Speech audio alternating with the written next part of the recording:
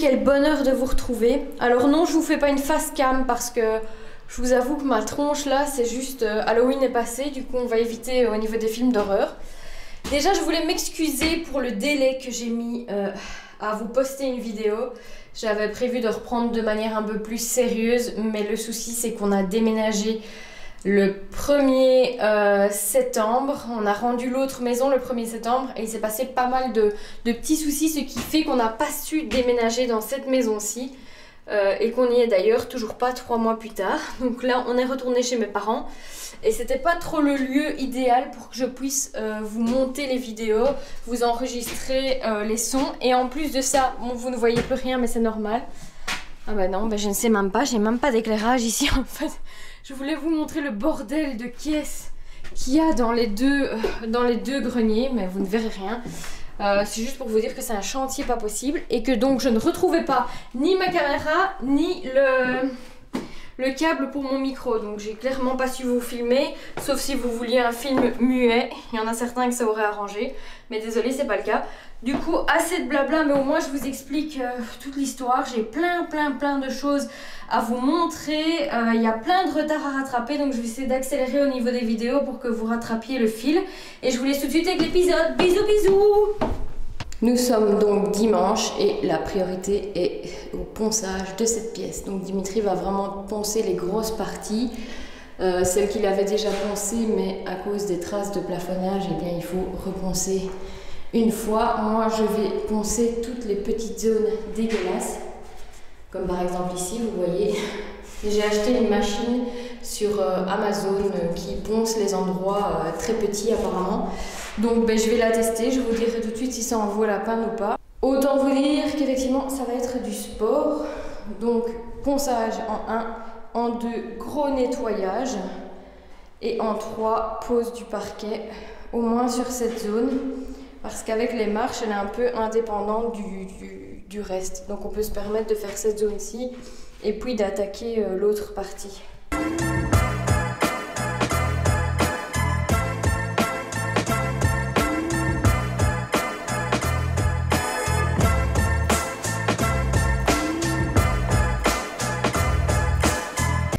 Pour le ponçage des petites zones comme ça, en fait la couleur était noire et j'ai déjà mis un décapant en fait qui me permet d'avoir cette couleur verte dégueulasse, mais je me rends compte que j'arrive quand même pas avec ma spatule à accéder vraiment bien aux endroits. Donc je suis un peu limitée malgré tout. J'avais acheté en fait ces produits. Voilà le décapant, le gel express spécial bois qui en fait décape super bien. Le seul souci, c'est que pour ces zones qui sont très compliquées à des endroits très peu accessibles, j'ai juste mon doigt qui arrive à passer. Ben voilà, ça ne m'aide pas beaucoup plus. Donc on va passer à la mini ponceuse que j'ai achetée en espérant que ce soit un peu plus concluant qu'avec le gel décapant.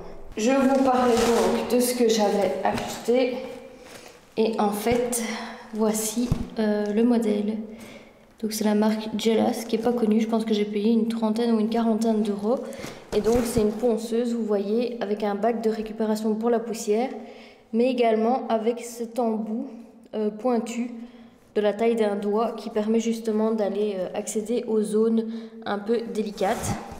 Donc on va voir tout de suite ce que ça vaut.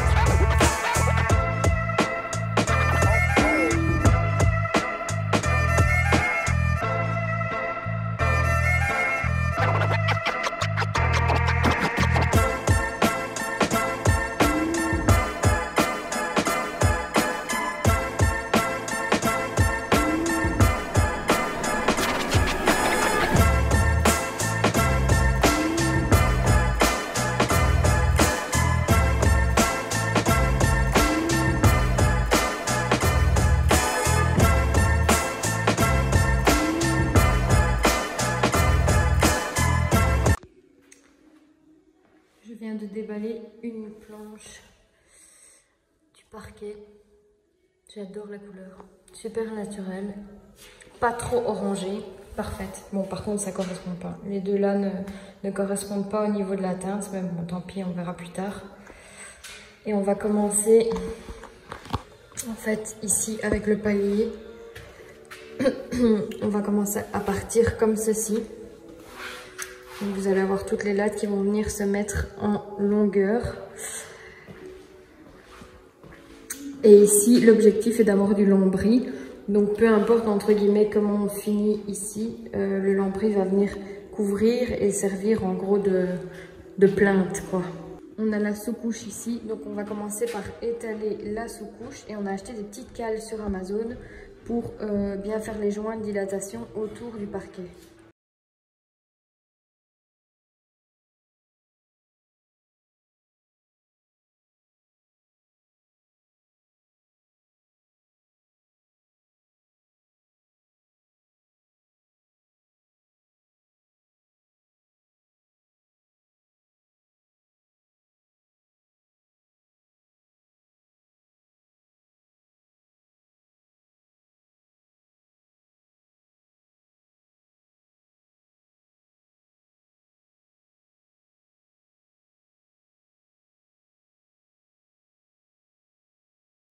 On vient de monter les 80 paquets de parquet. Dimitri est en train de poncer dans la chambre les poutres restantes. On en profite pour faire un petit ménage en vue de la pose du parquet pour que tout soit bien nickel. La sous-couche. Vous voyez, j'ai emménagé un petit coin. Bien sympa. Maintenant on a de l'électricité en plus. Et ça c'était la radio que j'avais reçue à ma première communion, je pense. En attendant, c'est utile. Allez, salut. Bon ben les gars, c'est plus fastidieux que ce qu'on ne pensait. On est là depuis, on va dire 4 heures. Voilà, 4 heures pour faire ça, c'est pas mal. Mais disons que là, on a eu que des découpes, vu que le passage était étroit. Donc là, on arrive, on commence à trouver notre rythme ici, et ça s'allonge. Et à partir d'ici, ça va s'allonger encore plus. Donc là, je pense que ça va vraiment aller vite pour toute la partie ici. Mais là, c'était vraiment galère, surtout que c'est la première fois qu'on met du parquet. Voilà, donc il a fallu qu'on se renseigne, qu'on demande des conseils, qu'on regarde des tutos, et puis... là maintenant ça roule, mais en tout cas la couleur, bah, elle n'est pas très fidèle par rapport à la vidéo en vrai. La couleur est un peu plus claire en vrai, mais c'est magnifique, c'est vraiment méga mat, très naturel, tout ce qu'on voulait. Donc on est aux anges. Là ça va être compliqué, bah ouais. Les gens ils ne font pas, tu sais, le tour de... C'est pas pour rien qu'ils coupent en arc de cercle et qu'ils rajoutent un morceau derrière. Hein. Non, moi je fais pas ça. Ok. Si on ne fait pas ça, on ne fera pas ça. Mais... Bonne chance, hein.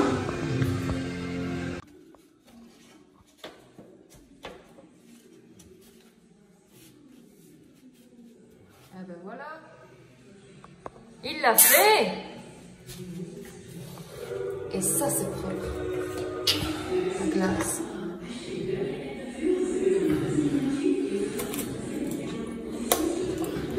On est le lendemain du début de la pose du parquet. Voilà ce qu'on a fait. Bon, il reste encore tout ça. Mais on a fait une partie qui était assez complexe là, avec pas mal de découpes. Et ici, je pense que ça va aller beaucoup plus vite, sauf pour ces deux zones là. Ici, on a un petit souci en fait. Du coup, on est parti hier parce qu'on n'en pouvait plus. La première ligne qui est ici, la première demi-ligne, en fait se soulève contre le mur. Et on ne sait pas pourquoi, et on a beau appuyer, ça ne se met pas correctement. Donc je pense qu'on va déclipser toute la ligne pour voir si c'est pas la sous-couche qui est trop tendue et qui empêche vraiment, enfin qui fait relever le parquet. Je sais pas. Mais en tout cas, elle est pas, c'est pas trop à serrage. On a bien laissé les joints de dilatation partout. Donc c'est pas ce problème-là. Je sais pas si vous allez voir, mais ça va être compliqué de vous montrer, mais en fait, elle se relève vraiment. Oh, saleté. Donc, objectif du jour, terminer la chambre.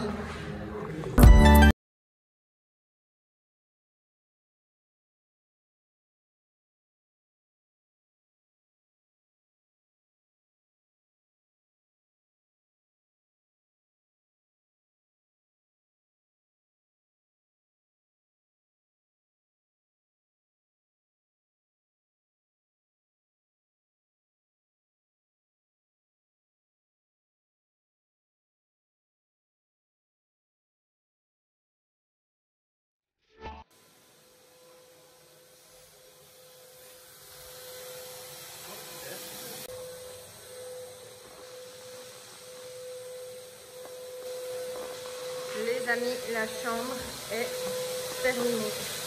Le parquet de la chambre, pardon.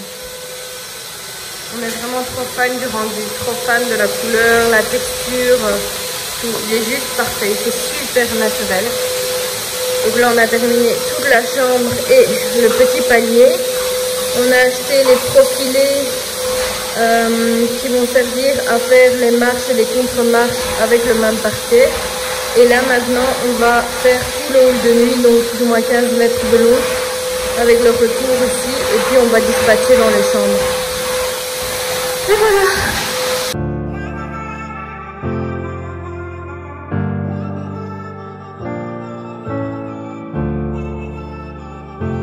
Je vous montre un petit peu ce que ça donne. On a une surface de combien ici, plus ou moins? 160? On doit être dans les 160. 140. 140 peut-être, ouais. Et tu l'as fait en 4 jours? Ouais. 2 personnes en 4 jours. Donc voilà, le parquet est uniforme sur tout l'étage. Ici, c'est la salle de bain des enfants, donc là, il y aura du carrelage. Ici, on passe dans notre salle de bain, donc on a bien laissé déborder pour que le carreleur puisse venir vraiment couper comme lui, il souhaite couper. Donc là, ce sera carrelage. Mon dressing, carrelage. Le dressing de Dimitri, carrelage. Comme ça, c'est un carrelage uniforme ici. Puis là, on repart sur le parquet.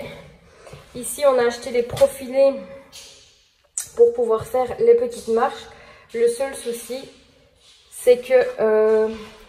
comme on a commencé l'alignement pour que toutes les lattes soient bien mises au niveau du couloir, eh bien on s'est retrouvé à l'envers de ce côté-ci, ce qui fait que le profilé n'allait plus. Donc notre super tonton nous a rainuré la planche pour que on puisse mettre le profilé entre guillemets à l'envers et quand même faire les petites marches. Ici vous avez la chambre, donc c'est la première pièce que nous on a terminée. On a bien mis les cales partout pour faire les joints de dilatation. À cet endroit-ci, eh bien, on va venir mettre du mastic couleur bois proprement avec du tape bien partout pour être sûr de ne pas déborder. Parce que là, on n'aura pas de plainte. Tous les autres endroits, on aura des plaintes. On a acheté aussi une porte de chantier anti-poussière pour pouvoir venir fermer la chambre. Et vous voyez, tout est bien uniforme. Il y a juste un tout petit souci, tout petit, à cet endroit-ci. Vous voyez, le joint est un peu plus large à cet endroit-ci. Et on n'a vraiment rien su faire. Voilà, c'est comme ça. Après, je pense que c'est pas... c'est parce qu'on le sait et qu'on est minutieux, du coup, on le voit. Mais c'est pas non plus... vous voyez, c'est pas non plus hyper grave. Ici, on vient d'aller acheter les plaintes et ça a été tout un bordel parce qu'il n'y a plus de plaintes nulle part. C'est pénurie sur commande, mais on ne sait pas quand ils vont les recevoir. Ça peut être 10 jours, ça peut être un mois, ça peut être plus. Alors, ce qu'on a fait, c'est qu'on a fait plusieurs bricots pour trouver les mêmes plaintes. Ici, on a 35 pièces et il nous en faut 70 pour faire l'étage. J'avais hésité avec... la même gamme, mais en plus petite. Ici, c'est les 12 cm. J'avais vu les mêmes, mais en 8 cm. Et je me suis dit, bah, les 8 cm pour l'étage et les 12 cm pour le bas. Mais en fait, les 8 sont plus en pénurie que les 12. Donc, on s'est dit, tant pis, pour 4 cm. On a quand même pas mal de hauteur. On est sur 2,50 m facile ici. Donc en gros, les 12, ça va pas choquer. Et on hésitait avec des plates ou des moulurées. Moi, j'aime toujours un peu mieux les moulurées. Et sachant qu'on reprend les portes qui étaient ici précédemment et qui sont moulurées de la même façon, eh bien, ça fait une continuité. Et ça fait un petit style américain qu'on cherchait aussi. Donc au final, voilà. Au final, ça nous convient bien. Ici, on va commencer à poser les plinthes, essentiellement dans toutes les pièces où on va devoir venir apporter des meubles très prochainement, c'est-à-dire demain ou après-demain.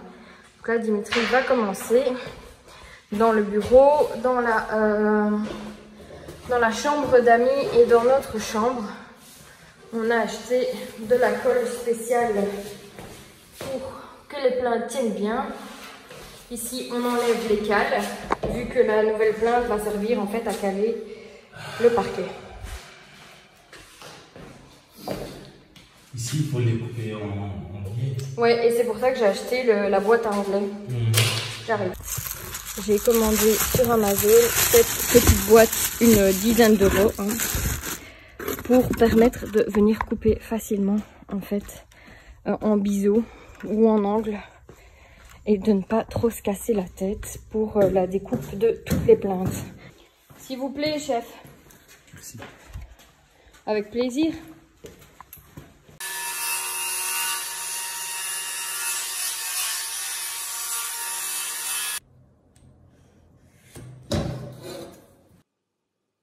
Pourquoi on n'a pas su utiliser la boîte à onglets? C'est tout simplement parce que les plinthes que l'on a achetées sont trop larges et donc elles ne rentraient pas dans la boîte à onglets. On a retourné le programme dans tous les sens mais ça n'allait pas. Et du coup, ce qu'on a fait, c'est qu'on s'est équipé d'une scie circulaire pour les couper et là maintenant, nickel. Je voulais quand même vous montrer la différence entre un vlog rénovation et un tuto rénovation. Un tuto rénovation, c'est les gens qui gèrent et qui vous expliquent. Un vlog, c'est des gens qui font des conneries et qui vous expliquent pourquoi ils font des conneries. Donc ça, c'est une connerie. Ça, c'est une connerie à Dorine parce que Dorine ne voulait pas de joint de dilatation sous les portes parce qu'elle trouvait ça moche. Donc elle avait dit à Dimitri, non, on va pas en faire. Ouais, on va pas en faire. Sauf que le menuisier, quand il est venu prendre les dimensions pour les portes, il nous a dit, vous n'avez pas fait de joint de dilatation? Bon non, ben non, je vous conseille quand même vivement de faire un joint de dilatation parce que quand vous allez poser vos meubles avec le poids, vous avez un hall qui est tellement long et voilà, non, ça va pas, il faut faire des joints. Sinon vous allez avoir des problèmes, tout va se soulever. Bon ben ok. Du coup, Dimitri a disqué, ça se voit un petit peu. Par la suite, à l'endroit où on doit mettre la languette du joint de dilatation. Et voilà quoi, comment vous dire, voyez? Ici, on a mis la languette. Alors bon, hein, on va pas en faire un drame, ça va encore, mais voilà, c'est pas ce que je voulais. Du coup, ça m'ennuie un peu, mais je pense que ça va tomber pile poil sous la porte et que on a calculé bien entendu où allait se situer la porte, le sens d'ouverture, etc. Et donc normalement, théoriquement, ça tombe au bon endroit. Mais c'était pour vous montrer la différence.